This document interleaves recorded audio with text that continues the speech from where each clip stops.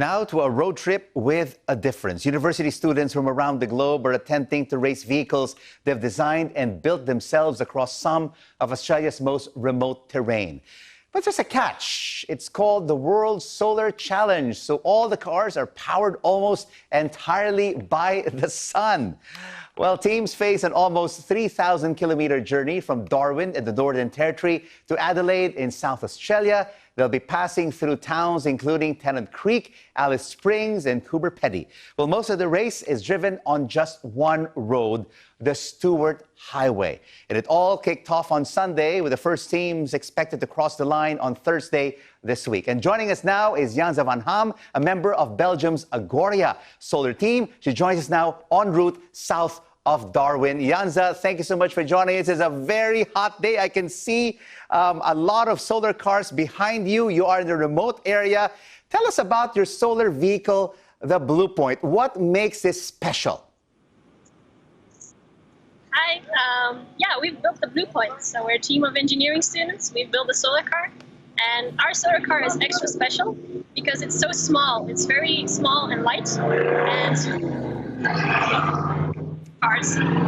It's very small and light, and it's also has very special solar cells. So the cells on top of the car are only used on satellites and solar cars because they're so efficient, but also very fragile. All right, that wasn't a solar car that passed behind you earlier. How much time, effort, and research, Janza, have you and your team dedicated to making Blue Point? We've dedicated over 15 months to building this car, and it's been a full-time job, even more than a full-time job, working both week and weekends. So a lot of time went into this car. A lot of time indeed, and it is one of the lightest cars in this competition called the World Solar Challenge. How challenging is it for drivers to drive the Blue Point? It is very challenging because it gets very, very hot out here. It gets up to 40 degrees Celsius.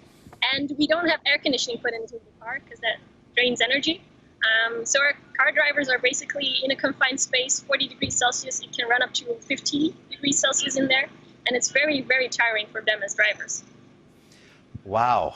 Very, very tough conditions indeed. I wouldn't want to be in your place right now in those hot and remote conditions. Why do you and your team put so much effort into this race? It's a 5-day race, aside from, of course, from winning the competition.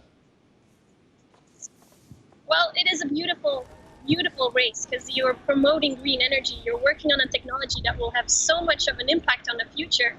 And we're also engineering students, so we just love building things. This is so much fun to do, and actually be able to race your own car through the Australian desert. That's great. It's so much fun.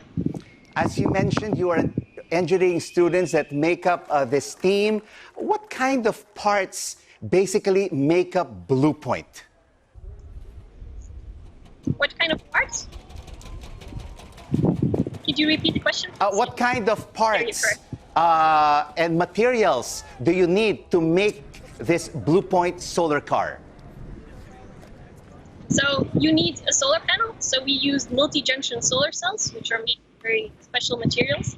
But the rest of the car is made mainly out of carbon fiber. Because carbon fiber is very light and very strong, which is good for a solar car because it's very efficient to drive a light car.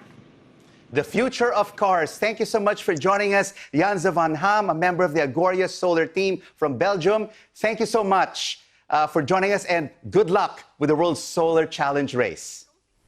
Yeah, good luck to everyone taking part. Some brilliant looking cars there, aren't they? Anyway, you have been watching Newsday. I'm Lewis Vaughan-Jones in London.